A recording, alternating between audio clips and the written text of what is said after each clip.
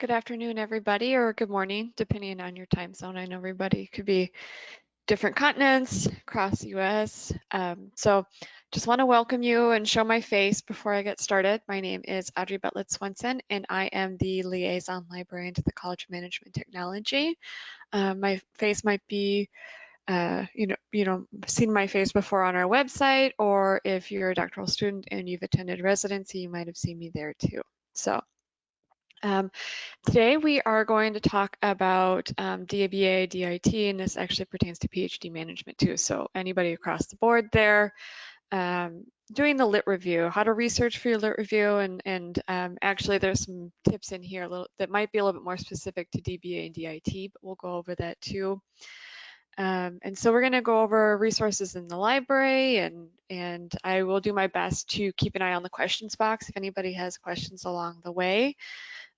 Just know that if it's an in-depth research question, I might not be able to address it during the webinar. I'll follow up with you with whatever email address you use to register to the webinar with. So if I don't get to you, don't be worried that I'm ignoring you. I won't. I promise I will follow up with you as soon as the webinar is done. The webinar is going to be recorded, so you'll get a link to it tomorrow. The slide deck, there'll be a link to the slide deck in the follow-up email as well, and that's for anybody who registered. So it'll all be available to you in the next 24 hours in your inbox, depending on whatever email address you used. So I don't see any questions or anything about, silence. I can't see my screen, so I think we're set. I'm going to go ahead and turn off my camera, but I just wanted to say a quick hello and hope that you're happy and healthy and staying safe out there. Okay. So today, library tips for the DBA, DIT doctoral study, lit review. Again, some of the content in here will be very relevant to PhD management. There's a couple pieces that are a little bit more specific to the DIT and DBA rubric, but they're still relevant because you guys are all researching business problems. So let me get to the next page here. So we're going to talk about the scope and purpose of the lit review, talking about the problem statement, library resources, organization, research in Google Scholar, and citation management software. As far as the citation management software discussion that we're going to have, we'll see how much time we have at the end. Just know that the link I'm sending out as the follow-up will have a link to our citation management software guide. So if we don't talk about it that much by the end of this software or by the end of this webinar, you will have a link for more information. The library does provide webinars on that topic. I mean, specific ones like how to use it, different software packages that are out there on the market. So there's extensive help with that too. It's just that can fill up its own webinar. So I don't usually spend too much time talking about it unless there's questions or we have a lot of extra time at the end, which doesn't always happen. Sometimes it does and you guys don't have a lot of questions, but one of my favorite things about my business students is you guys always have the best questions and they're really thoughtful and you know exactly what you're looking for. So again, along the way, if you need me to repeat something or slow down, don't hesitate to put that in the questions box. Okay, so we're going to talk about the purpose and scope. So what's the purpose of your lit review? It's really there to make a case for your own research. You would have spent, how many days researching, probably months at this point, researching articles, looking for articles on your topic, things that are relevant to you, to highlight that there is a gap in the research on the topic that you're choosing to do. And it also lets your reader know that you are a proficient researcher. And by that I mean there's going to be a section of your lit review that will discuss the research that you did, which databases you used, which keywords you used. And I promise it's not 6 pages of every research you ever ran. It's just a short synopsis of what you did so your reader understands, okay, they went to X, Y, and Z databases. They really understand how to pull keywords and get efficient results. And we'll talk about how to keep track of your searches and stuff so that when you get to that point, it won't be stressful trying to think back over several months of, well, where did I go? What did I do? We'll cover that a little bit later. Okay, so the scope. You're going to try and encompass as much literature as you possibly can. One of the most popular questions is, how do I know when I'm done? How do I know I've exhausted literature? How do I know I've gotten through everything, every database, all the articles that hit my topic? And I wish there was like a magic button that would pop up and say, "You're done. You found it all. If anybody wants to work with me on that project, we will be millionaires." But just know that you'll start to realize that you've kind of hit a wall when you've used all the databases that are available to you in the Walden Library.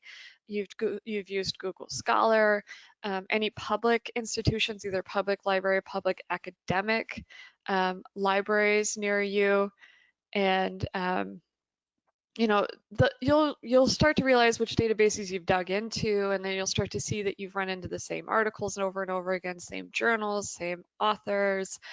And if you ever want to talk about, if you want to talk with me one-on-one about, is there anything else I could be doing? Do you think I've kind of hit my wall here? You can certainly make an appointment with me, and I'll show you how to do that if you haven't done it before. Just know that you can make an appointment with me, and then if you want to talk to one of their other liaison librarians, like if you are doing health informatics or if you're doing education and leadership, you can talk to somebody outside of the subject area. But just know that we're here to help you too. Okay. So the next thing I want to bring up is for the DBA, DIT folks, and I know PhD management deals with this a little bit too. I just know the rubrics are a little bit different when it comes to the problem statement. You're going to want to make sure that your problem statement is grounded in the literature. And where this overlaps with the lit review is that you would have taken all this time to look through the literature to begin with. So when you're working on your problem statement, you're going to get to that point where you are working on your lit review. But to make your lit review easier, it's better to look at the literature before coming up with your problem statement. And so when we say ground the literature, base your problem statement off of the literature you've already looked for. The trouble that students get into is when they've picked a problem beforehand, before they've gone and looked into the literature, looked at the articles to see if this is an actual problem.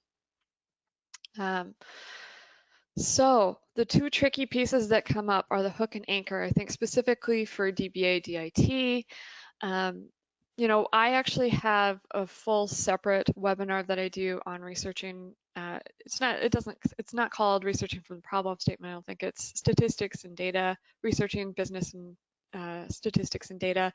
And I can't remember if that's this week or next week, but there will be another webinar. And we'll kind of go over tips and tricks for looking for the content for your problem statement. And the follow-up email that you're going to get from this webinar will actually have a link to the problem statement guide I've created if you want to look at that ahead of time too. But being grounded in the literature and looking through the literature is going to be the easiest way to find content for your problem statement. Again, the biggest issue that comes up is students will have something specific in mind. They're trying to prove something that they've already come up without looking at the literature. So you might want to find like a specific dollar amount associated with turnover in a specific industry in a certain geographic location. So just keep in mind that if you're looking for something that specific, try and back away from it a little bit, kind of look for things that are a little bit more related to employee turnover or more related to the cost of turnover. Build it based off of a broader topic and then start to narrow it down. Just because that information, it can be tricky to find. So again, I'll talk about that a little bit more in that next webinar if you choose to attend. It looks like somebody already would like to attend, and I'll show you guys how to find upcoming webinars and recorded webinars. So just keep an eye on the literature that you've already found when you are doing your lit review or getting and working on your proposal. Or sorry, not your proposal, your prospectus. So just keep an open mind, pull what you can find from the articles that are available. And then next webinar, we will talk about looking for statistics and government websites too. So That's for then, but I just wanted to cover my bases explaining to you how the literature review and the problem statement kind of overlap and why it's important that you look at the literature. Okay, so we'll go over this a little bit more when we get into the databases. And some of this might look familiar if you've already attended residency, but I know you guys have a lot of content to go through. I know it's 4 or 5 days of people talking to you for 8 hours a day, and the library is just one of them. So when I was talking about the lit review, when you will be talking about the research that you did, where did you go, what did you find, where did you find it? This is actually an example search log. And so what we suggest students do, and it's not required, it's just an option. We want you guys to have, as many resources available to you to keep track of what you're doing. You can create a table in a Word doc, or you can do a spreadsheet. I think spreadsheets are great because you can sort it by any of the fields that you make. But this will help you keep track of the databases, the keywords that you used, results you got, any notes that you want to make about those searches. So when you do get down that road and you are writing your lit review, again, it won't be 6 pages of every search you ever ran. I promise it's not that. But you will be able to come back to your search log and say, oh yeah, I did this thing and then this didn't work and here's where I got my really good results. And that way you can write a really good synopsis of what you've done. The other thing that we have linked here, which I'm not going to open, but it's you might also remember this from residency if you've attended, is the literature review matrix, and that's actually provided by the Writing Center.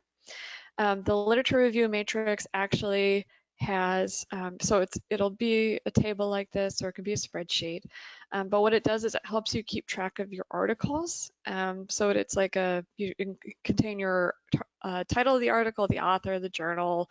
In a spreadsheet, you can put in like the research methodology, the theory, all that information. And like I said, I promise this PowerPoint will be available to you within the next 24 hours. You can come in here.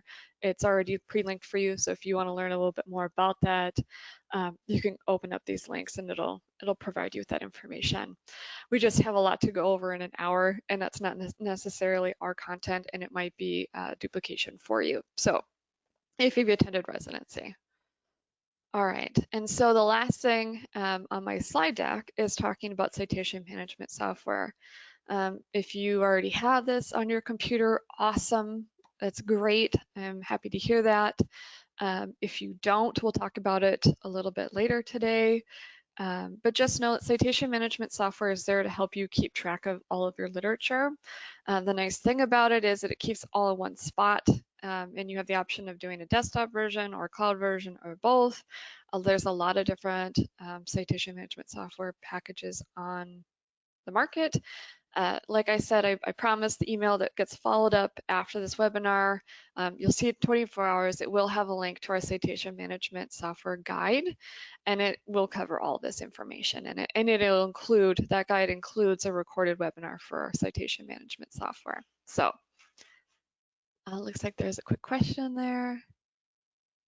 Oh, okay. So that's a good question. The question is, how does this differ from the literature review matrix?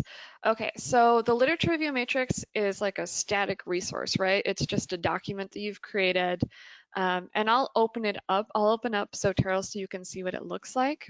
Hopefully it still has my username and password saved.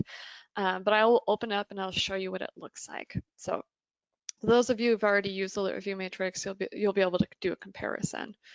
And if anybody really wants me to open up that lit review matrix before the end of the webinar, I'd be happy to do so. Just let me know. They just want to get through everything else first again. So let me head back. And I just have the contact information. So if you want to reach out to us, if you can't recall after we go into the library here where to do that, it's linked at the end of the PowerPoint. So it looks like there aren't any other questions based off the slide deck, but like I said, don't hesitate to write that in the questions box. I'm happy to go through it again. All right, so contacting the library. Hopefully many of you have already been able to do that, but if not, in the upper right-hand corner, there's an Ask a Librarian button. And we have several different options here. You can email us, you can do chat, the date and times are available and listed. You can leave us a voicemail. We will follow up with you via email. And then for you guys, since you're probably all doctoral students, if you're not, that's okay. Just know that this is specific to doctoral students only. You can come in here and select College Management and Technology. And then there's my name and the dates and times that are available for April. I usually fill in the next month by about mid-month. So if if look later down the road, if you want to make an appointment with me and you don't see anything on there, you can email the library or you can email me directly. Emailing me directly is just fine. The other thing that happens sometimes is, you don't see a date and time that works because everybody has different work schedules, family commitments, all sorts of things can happen. So if you don't see a date and time that works, again, don't hesitate to reach out to me directly. I'm happy to try and put in a later time, depending on what your time zone is, or try and do one a little earlier. Try and be as flexible as possible, again, because I know you guys have very, very busy schedules. So it's like we had another question pop in. Oh, okay.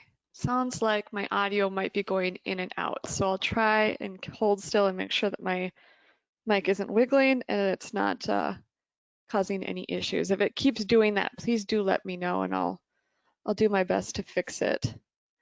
I'm using a new headset and I thought it was going to be perfect, but maybe it's not. But just let me know. I'll do my best. All right, back to the library homepage. I know I've covered this in the previous 2 webinars I've done in this term, but I want to point out something specific about this search bar, specifically for doctoral students. So I know many of you have used that search bar, and that's totally fine.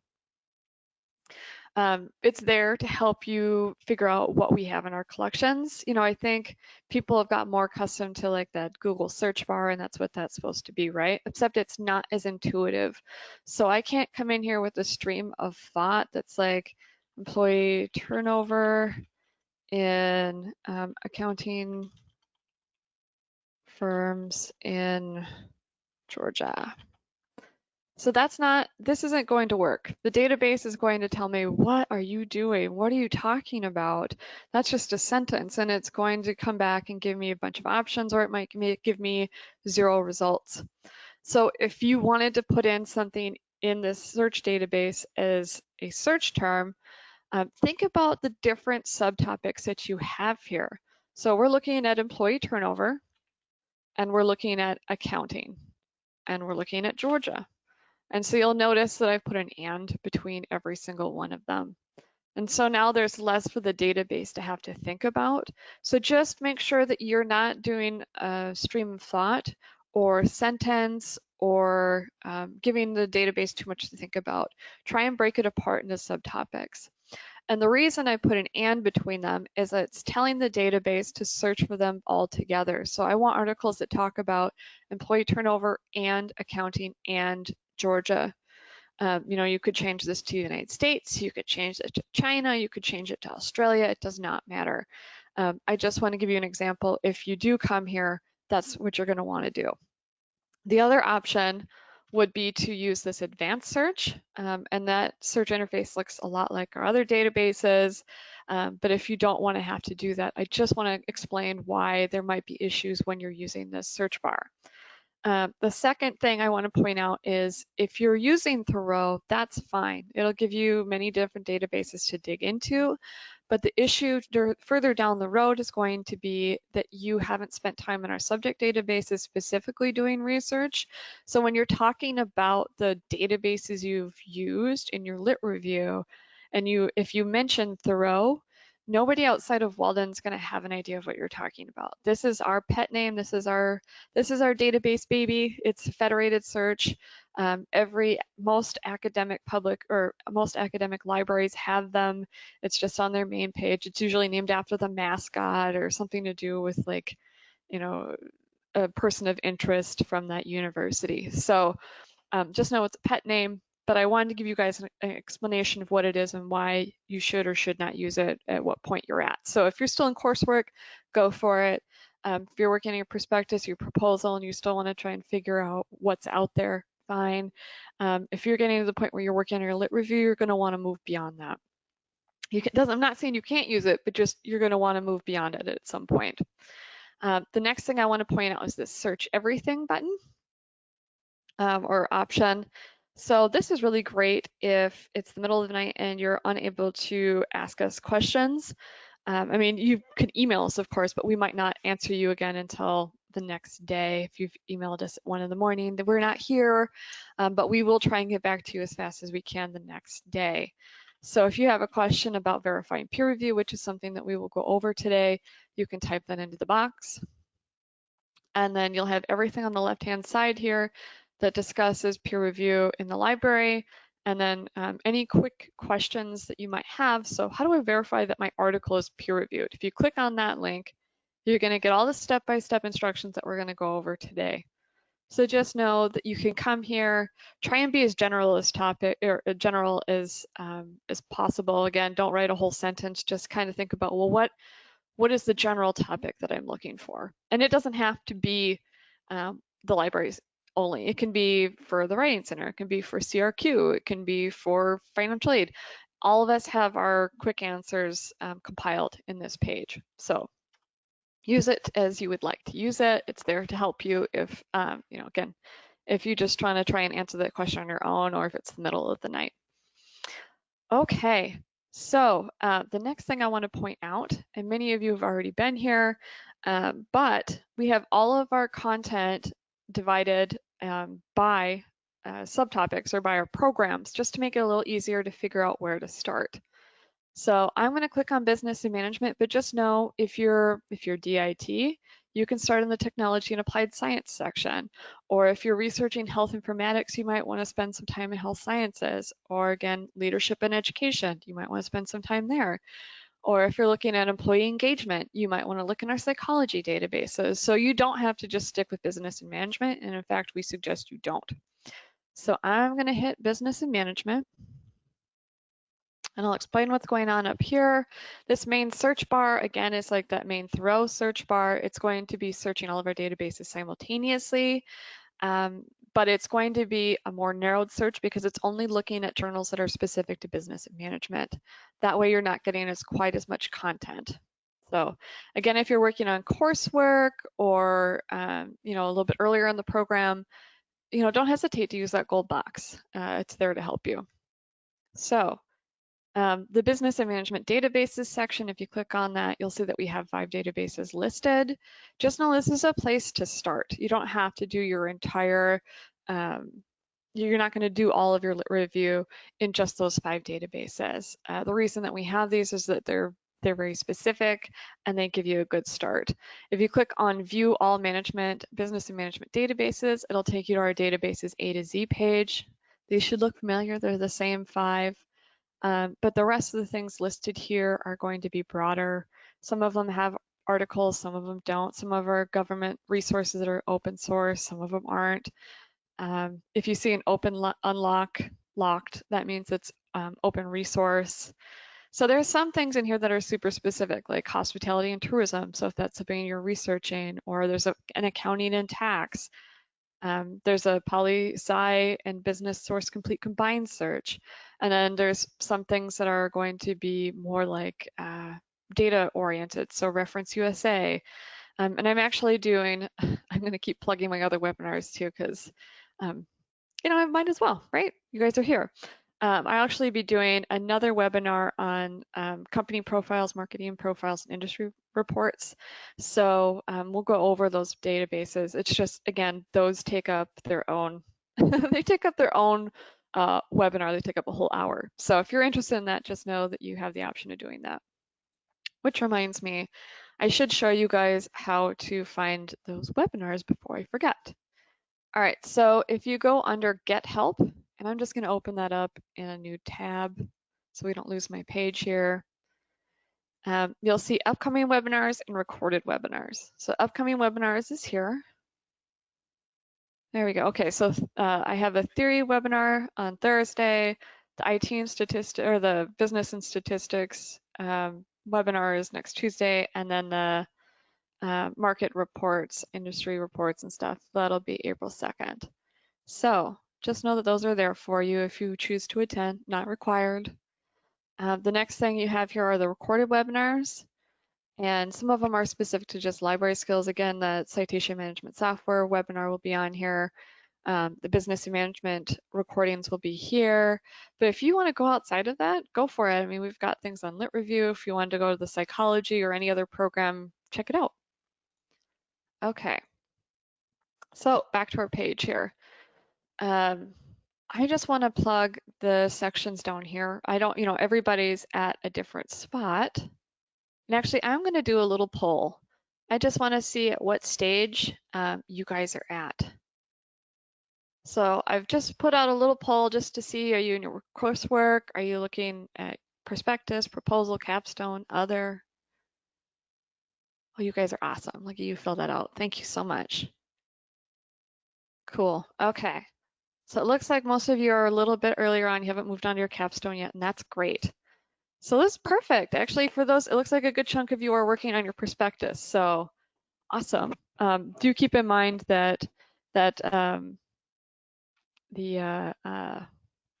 my gosh, you guys, statistics and data webinar might be very, very helpful for you, especially if you're working on your problem statement. So thanks for that. Thanks for letting me know. That's very, very helpful.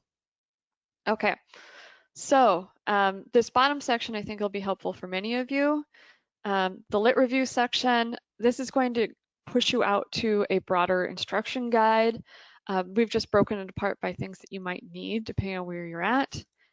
Researching data and statistics, although these are pretty broad, but we will talk about them in that future webinar. Test and measures should you need them further down the road, but that is, honestly, I don't hear from students quite as much about test and measures. You guys are usually able to find them, but just know that there is information here, or you're more than welcome to make an appointment with me or email the library and ask questions about it. But the last thing that does come up that very, very often is researching theories and theorists. And so we have information down here.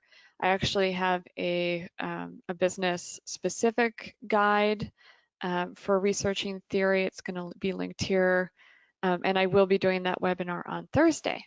But I just want to point that out because I think digging for some of this content in the library it's a lot of work.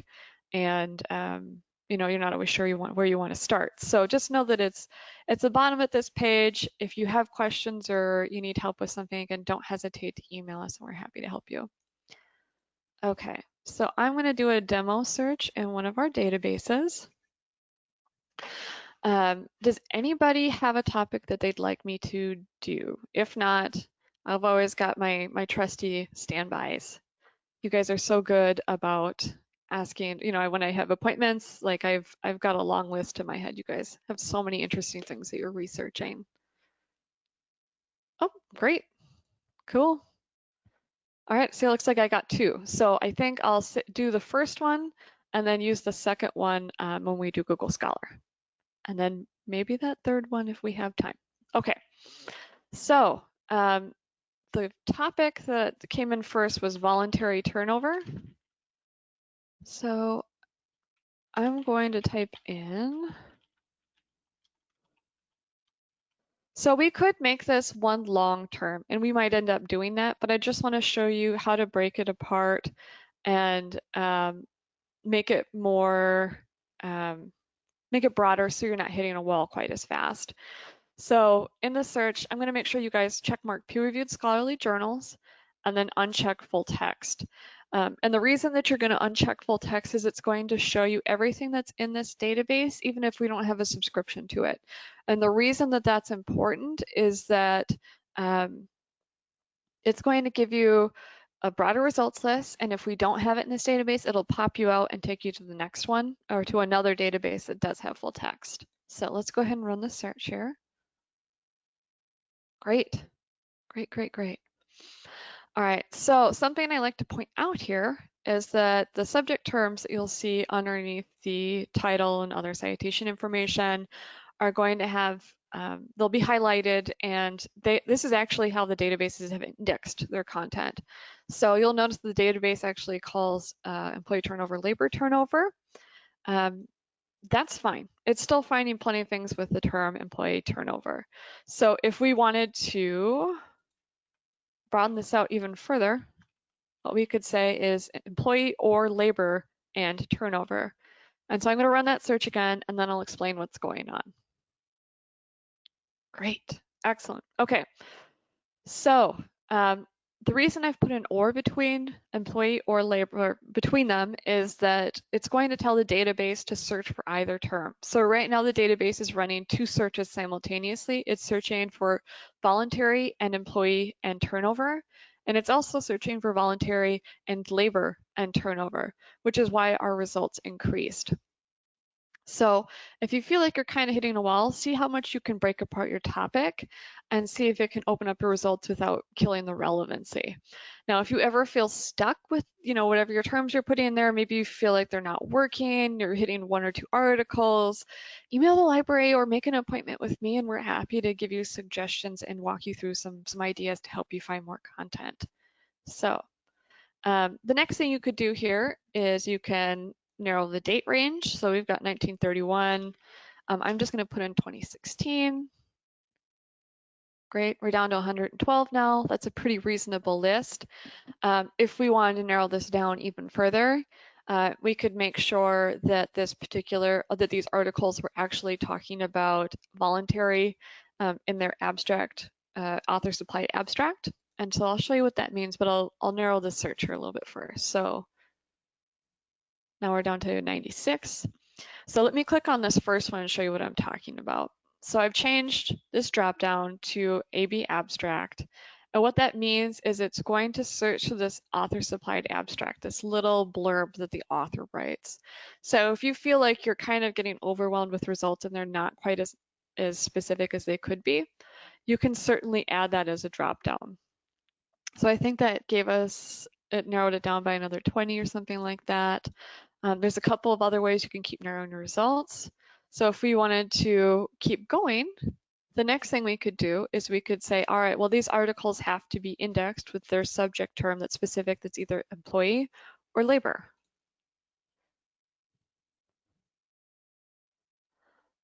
So now we're down to 61. Honestly, I think 112 was a very reasonable list, so you wouldn't have to narrow it down from there if you didn't want to. I just want to show you if you had a very, very large list, if you just did a search for transformational leadership, you might have something super, super broad, and you might want to try and narrow it down. You'll have a lot of results.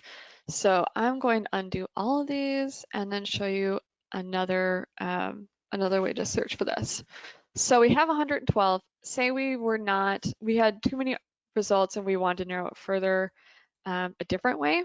The next thing you can do is we can do this as an exact phrase. So what I've done here is I had this say employee turnover or labor turnover, and I've put it in quotation marks. And what that does is it searches for that exact phrase. Do not break it apart. Do not put it in a different order. So let's run that search again. Great. So that narrowed it way down, right? We're down to 47. So there's different ways that you can limit your results to help you find more content. So if you were also looking for, you're looking at turnover, but maybe you're okay with looking for retention or maybe employee engagement or job satisfaction. I know sometimes these overlap for specific research, ideas, and sometimes they don't, but this is just an example. So we've opened up our search again, but these are all going to be very specific because they're looking for those exact phrases. Awesome. I'm just taking a peek and making sure that I don't miss any questions. You guys were so good. You gave me so many research topics. So, all right. So the next thing I want to point out is if you happen to fall into another category, like maybe we're looking at employee turnover in health sciences, so like nursing turnover. What you could do is, I'll click on that again. Sometimes I forget how fast I'm clicking and don't realize that nobody was paying attention to where I clicked. So if you look above the first search field, you'll see choose databases. If you click on that, you'll see a list of databases pop up, and these are all supplied by EBSCOhost, and that's why you see that logo so often, is because they provide us with databases. They're probably the biggest database vendor in the world, and that's why you see the logo if you're at a public library or at another institution. But for our intents and purposes, we're going to choose some health sciences databases. So I'm going to click on CINAHL and Medline. So I'm going to hover over this blurb, and it's going to tell me what's in here. So I know I shouldn't maybe waste my time with ERIC. Like, what is ERIC? Oh, it's education. That's not going to help me right now. Okay, so just know if you're not sure what's in there, if you hover over it, it'll give you an overview. And the only trick about that is just make sure that you redo your limiters and hit search again. And that opened up our search some more. And I'm sure they're going to have employee turnover, voluntary employee turnover in hospitals and related to nursing or doctors or, you know, physical therapists, everybody. So there's different ways that you could narrow this down or change your search or add different options. So I don't see any questions coming, and if anybody needs me to repeat that, please do put that in the questions box and I'll go over it again. But for now, we were talking about that search log. Well, let me go back and find that for you. So we were talking about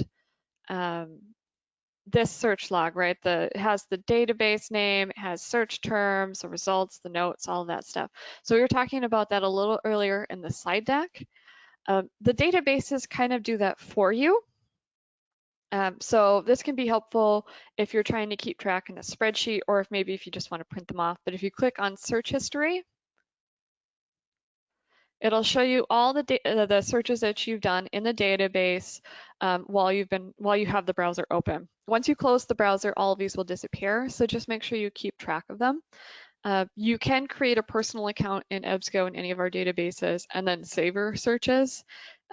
But just know if you haven't done that or you don't want to take those extra steps, make sure that you pull this information before you close your browser session. So if you wanted to keep track of that, oh, yep, somebody wanted to know how you can create a personal account. And what I'll do is when we get to the next step, I'll show you exactly how you can create a personal account, because the next thing I'm going to show you, you absolutely need one. So for this, if you click on print search history, you'll see that it has all that information organized for you, basically the way that we had it, right? It shows you the databases that you've run. It shows you the limiters that you had and the keywords that you used and the kind of results you got. So you could either print this off, or you could, you know, copy everything and paste it into a spreadsheet. So it's there to help you keep track of what you've done, because, you know, I search in databases for a living and I completely forget what I've done. You know, 20 minutes ago, I couldn't tell you. I don't know what keywords I used. I moved on. So that search history is very, very helpful. And then the next thing I want to point out is the search alerts that are available in the databases. If you came to my previous webinars last week, we talked about this a little bit. But the reason that this is important for doctoral students is that you'll get to the point where you've run all these perfect searches and you have to keep moving and you're trying to collect all this information, and you don't want to have to come back in 6 months and get more articles on that topic, because you've already run those searches and you've already done the work. So I'll show you exactly what I'm talking about. So we've run this search. I think that 202 is a very healthy results list. We've got some decent articles to go through. You could come in here and click on share, and you have a couple of different options. You'll see that there is a link here that says email alert.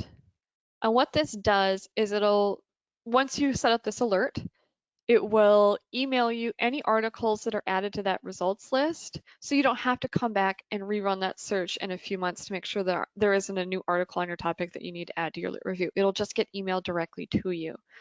You'll pick the frequency, how recent the articles need to be, what kind of format you have, and we are going to talk about creating an account in EBSCO. And just know that if you are in the databases, we have numerous different database vendors. So if you see the EBSCO logo, you're going to only need one account. If you've got a ProQuest logo, then you only need one account, multiple databases, but just one account.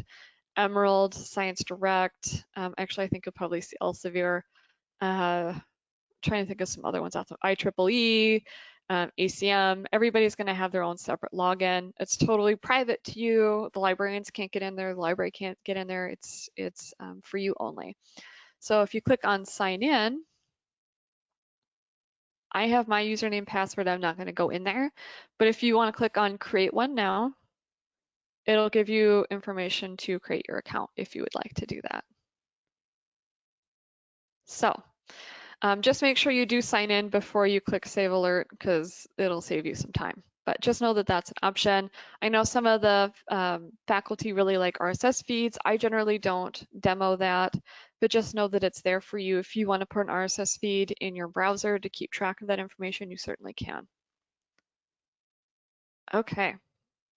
So the last thing I want to talk about in the databases, and this will actually be helpful in Google Scholar too when we get there, is this drop down. And you'll see that I've used those terms in the search field as well. So, and or in not or Boolean operators, and they will help you narrow, expand, or omit things from your search. And is going to limit things because you're going to be asking for multiple things in one article, or is going to expand them because you're telling the database, there's multiple options for the things I'm looking for. All these terms are okay. And then if you need to omit something, you can change this to not, and then put that term in. I just suggest when you're building your search string or putting in your keywords, don't use the not operator until you are looking at results that you just keep getting things that aren't as relevant as they could be. That's when you're going to omit things. Don't use the not right off the bat because that might kill your search results. Use it once you've gotten too many results. Okay, so there's a question in there about which web browser is the best. So, it just depends on what you are using it for. I think for most things, Chrome, Firefox are probably fine. Safari if you've got a Mac. I know Internet Explorer is kind of going the way of the dinosaurs, so I would kind of urge against that. Microsoft Edge is probably okay. I don't know how many issues there are with it. I haven't used Microsoft Edge for quite some time. But if you want help with a computer browser or web browser, you can certainly reach out to customer care and they can help you with that. They are the IT gurus. So, okay. So no questions about the database, I don't think. We're good there. I think we're going to move over to Google Scholar. And I'm going to borrow this term or this option here, or the research topic they have here. Sorry, I have to try and think and type and think some more, which is hard enough when you're alone. Okay. Okay, so their topic is stakeholder management in the oil or gas industry. So I've made this really, really broad, as broad as I could think of, and we're just going to run a search. So for those of you who have not used Google Scholar, it's just scholar.google.com. You don't have to be in the Walden Library to access it. It's freely available on the web. Hopefully some of you have already used it. There is a way to link Google Scholar to the Walden Library.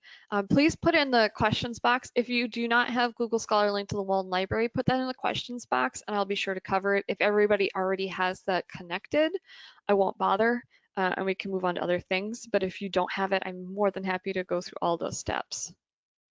Okay, good. All right, it looks like there's some people want to make sure I go over it, so I will definitely do that. Okay. So we've got 240,000 results. That is a ton, right? I mean, that is a lot to go through. And so that's one of the drawbacks of Google Scholar is that it's an ocean. It can be very, very helpful for figuring out how much is out there on a given topic. It can help you find resources outside the library. And it can help you if maybe you've kind of hit a dead end in the databases because they're being really nitpicky about the keywords you use. And so that's usually when I bump people back out to Google Scholar and have them practice their search string and figuring out more keywords to use. Okay, so if we wanted to narrow this down a little bit because we have so many articles, we're going to click on 2016. We're at still 41,000. That is a lot. So we're going to say exact phrase of stakeholder management. And now we're down to 5,600, which is a little bit more reasonable. So if we wanted to make this even more specific, we could say gas and just make it this kind of specific, put in those keywords. Whoops, didn't mean to pop that out. That's what happens when you're typing with one hand. Okay, so we've narrowed it way down now, right? We were at 41,000 or 240,000, now we're down to 868. So there's a lot of ways that you can keep digging in Google Scholar if you feel like you are in a vast, deep, endless ocean and you just want to try and get to the point. You can keep narrowing it down. 868 for last 4 years, I think that's a pretty reasonable results list. So the next thing we're going to do now is, oh, you know what? There was the third topic. I'm going to go ahead and borrow his and see if we can find anything in there. So, and then we'll go into linking Google Scholar to the Walden Library. So we have, the topic is small moving companies. So I'm going to keep this really broad for right now and just say small and moving companies, just to see what we can find. I want to see how people phrase that. So we've got moving company, household moving, moving up, moving out. It just depends on what you're looking for, right? So if we're going to make this specific, we'll say moving companies, or great. And we could say, or SME. This is a really good example. So I think a lot of times small business is a very popular topic. When you're doing a search on something like that, try and think about it. You know, you could put small business and put that in quotes and make that a specific search, but sometimes there's other ways of phrasing it. And I've put in the acronym for it, small, medium enterprise. Acronyms can get kind of tricky in Google Scholar and sometimes in the databases, depending on what you're researching. But specifically in Google Scholar, you're looking for articles across the board. So I think more than anything, you might find, you know, if you put in an acronym, there might be some kind of equivalent in health sciences, and you're going to get a bunch of stuff that is related. So like one of those examples would be if you're researching STEM education, you're going to get a lot of articles that have to do with stem cells, right? Because they overlap. They have a similar word. Even though STEM is an acronym, it still spells a word. So just keep an eye on those acronyms when you use them in the databases or Google Scholar. Excellent. Okay, so let's link Google Scholar to the Walden Library. In the upper left-hand corner, you're going to see a 3 horizontal bar, and if you click on that, you'll see a list of options. If you have a smaller screen, settings, you won't actually see the word settings. You'll just see a little, it looks like a little daisy or a flower or something to the right of Google Scholar. And so you're going to click on that and click on settings. And then you're going to click on library links. And then we're going to type in Walden. And you don't have to worry about university. It'll know it's us. And then click search. And then it should pop up under Open WorldCat. If you're outside of the United States, you might not see Open WorldCat. You might see a different resource. That's totally fine. Either way, it's just trying to help you find more content. WorldCat actually stands for World Catalog, so it's a consortia of libraries across the world that have indexed content together. It's awesome, but just know it's there to help you. So the next thing you're going to do is make sure that these are both checkmarked and then hit save. And then you'll see the Find It Waldens pop up to the right-hand side. So when you're accessing the articles from Google Scholar, just make sure that you are clicking on the Find It Waldens and not the title. The title is going to take you to the publisher, and guess what they want? They want money. And you're already paying tuition, and a lot of that money goes towards the databases, so we don't want you to have to do that. If you see an article that you really like, and there's no link to the right-hand side, just grab the citation of it. And it doesn't matter. We don't care if you send us MLA or Chicago. Whatever. Just grab one of these and email the library, and we will see if we can find full text for you. If we can't, we'll refer you to our document delivery service. We've only got about 10 minutes left, so I'm not going to dig into that, but I just want you to know that you can still request articles even if we don't have them full text, but just email the library first, because a lot of times we are able to find the full text for you for free. So to access one of these articles, if you click on Find It Walden, it'll show you the original citation that you just clicked on, and then it'll show you a bunch of database listings here. And I haven't cleared my cache, so these probably won't work for me because I'm having issues with ProQuest. If anybody else has that, just make sure you clear your cache and cookies on your browser, and it should get rid of a lot of the errors that you end up seeing when you're dealing with the databases. But if you do run into them, don't hesitate to contact the library. Sometimes you guys catch those issues before we do. But you'll just want to select a database that has access. So this particular article is coming from a journal called Journal of Business Strategy. It's from 2017. So this database, Emerald Management, has access to this journal from 2003 to present. We're good. We're going to click on it. And now we've got the full text. Ta-da! All right. So Google Scholar. I'm trying to figure out, because we have such limited time, we only have 8 minutes left. I want to make sure that you guys know how to verify peer review. I think that's going to be more important than citation change, just because we are so short on time.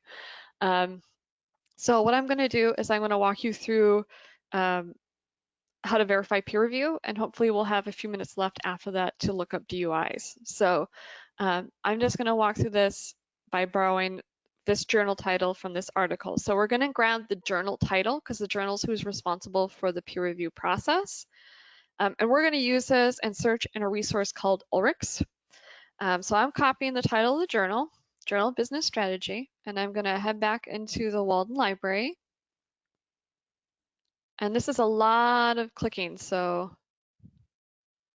I'm going to try and go slow, but still keep a good pace so that we can get to the looking for DOIs. So database is A to Z. Then our resource is called Ulrichs, and that starts with a U. So we're going to click on U. And Ulrichs will be the first resource listed under U, so Ulrichs Periodicals Directory.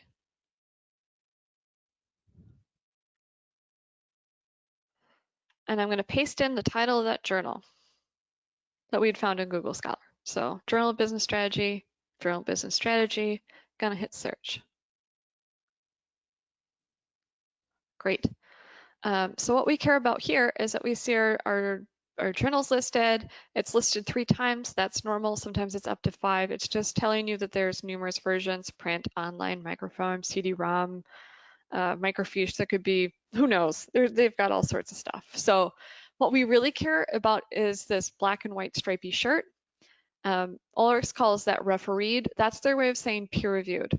So if you come in here and you don't see your journal listed, email the library, we'll look at it with you. Sometimes journals cease to exist, sometimes they change names, sometimes they change owners. There's some weird stuff that can happen, so email us. If you come in here and initially you don't see it, just for the time being, assume that it's not peer-reviewed.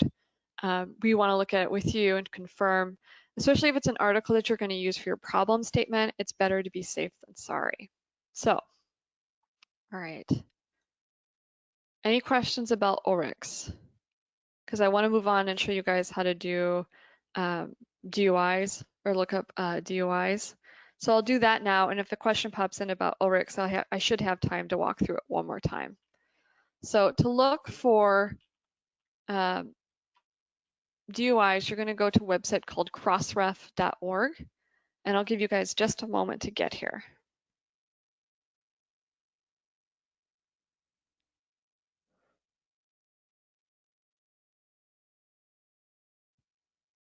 Okay, So if you click on search metadata, what we're going to do is we're going to grab this title of the article, so corporate social innovation, grab that article title, clicked on search metadata, and we're going to paste in just the title of the article. If we give it the full citation, it's a lot for most databases to think about and pull apart and figure out what to grab. So do just the title. So we're going to run search.